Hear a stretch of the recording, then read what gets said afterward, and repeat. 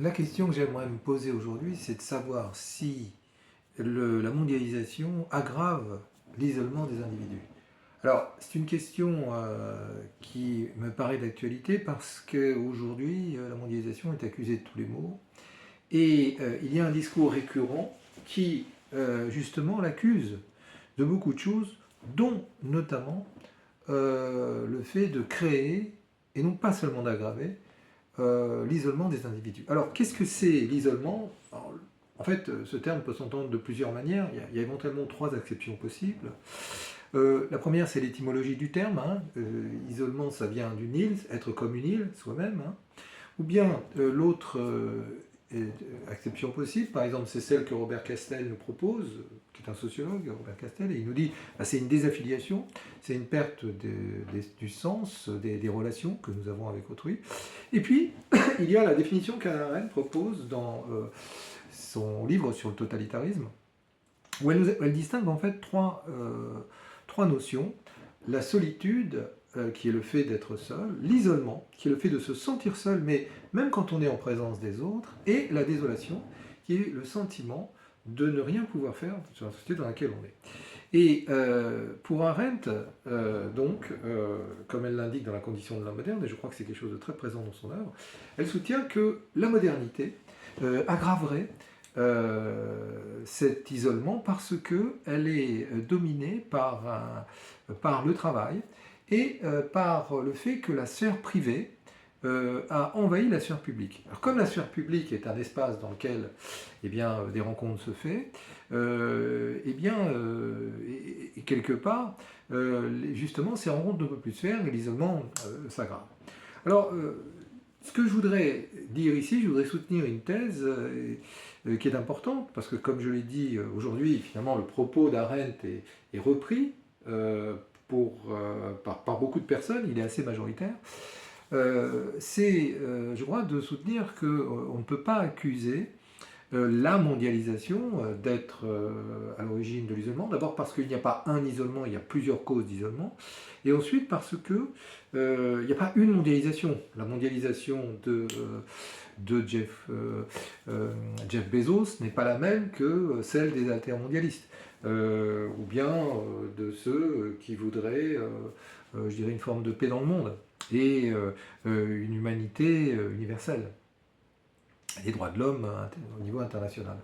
Donc il est clair ici qu'on ne peut pas comme ça prendre une image de la mondialisation et dire voilà, elle est la cause d'un isolement en général. C'est un raisonnement extrêmement abstrait.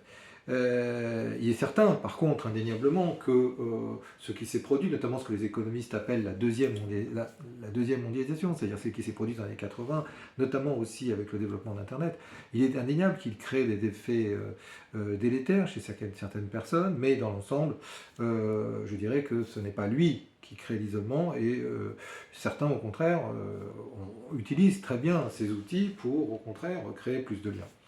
Donc, je dirais que la mondialisation a surtout un outil qui fait des exclus indéniablement, et sur lequel on mérite, enfin je dirais que toute notre attention, toute notre humanité mérite une écoute et un regard, mais ici, ce n'est pas cet objet abstrait qui aggraverait l'isolement. Il me semble plutôt que l'isolement, notamment s'il y avait une cause quand même qui est à l'origine de l'isolement en général, si on devait parler en général, puisque le philosophe est spécialiste des généralités, je crois que c'est la violence des relations humaines.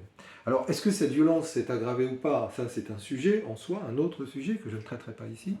Mais beaucoup de gens aujourd'hui nous parlent de communication non violente, faisant finalement reporter, d'après ce que je comprends, la faute essentiellement à ceux qui s'expriment. Et donc finalement, on a envie de dire, bah, si se communiquer, c'est ça, c'est dans ce sens-là, c'est essayer de mettre en commun. Je crois que plutôt donc parler vraiment de relations violentes. Nos relations sont violentes, et si elles sont, notamment dans le monde occidental, elles ont diminué de violence je dirais qu'au niveau, en tout cas, les guerres ne se passent plus tout à fait de la même manière.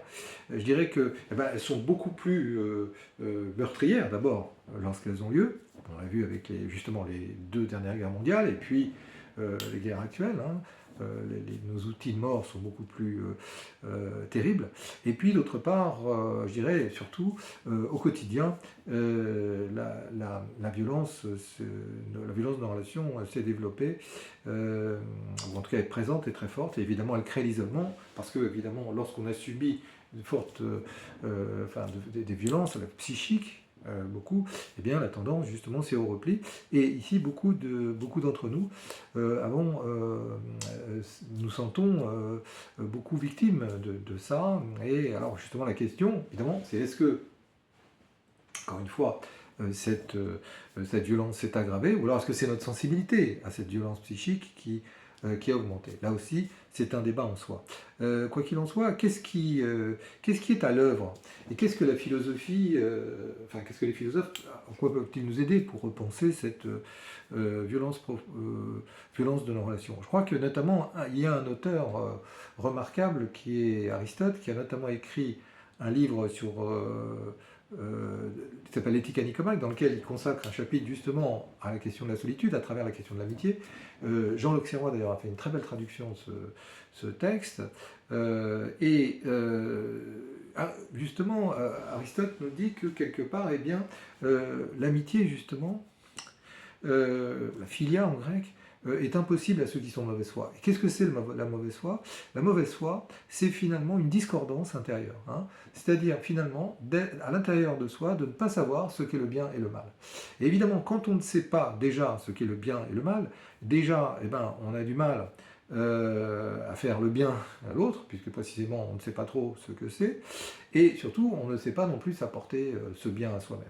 Donc je crois que s'il y avait un élément à creuser et à réfléchir sur la cause notamment de l'isolement, c'est cette discorde, cette fragmentation interne qui est en nous, dont déjà Aristote nous avait parlé dans l'éthique à Nicomaque. Voilà, c'est une piste évidemment de réflexion, il y en a beaucoup d'autres. Encore une fois, cette question de l'isolement est essentielle parce que, et là, l'analyste politique très fine qui était à Rennes nous avait très bien prévenu, parce que vous avez dit justement que les régimes totalitaires utilisent justement cet isolement des individus, c'est-à-dire ce sentiment d'être seul, pour prospérer. Parce que quand vous vous sentez seul, eh bien, vous êtes attiré par un régime qui vous promet une adhésion à un grand tout. Si vous êtes un Allemand esseulé ou vous sentant seul ou abandonné dans les années 30, eh bien, vous écoutez le premier venu qui vous dit que vous appartenez à une race supérieure, ou bien que vous allez appartenir à un grand tout, à une grande humanité qui vous fera oublier tous vos maux. Ou justement, au contraire, vous appartiendrez à un monde sain, luttant contre cette méchante mondialisation. Voilà un petit peu ce que je voulais dire sur le sujet. Il y aurait encore beaucoup à dire. Je n'ai évidemment pas la prétention de la science infuse sur le sujet. C'était simplement de lancer une réflexion et surtout d'indiquer à quel point il me semble important aujourd'hui de réfléchir sur cette question de l'isolement. Merci.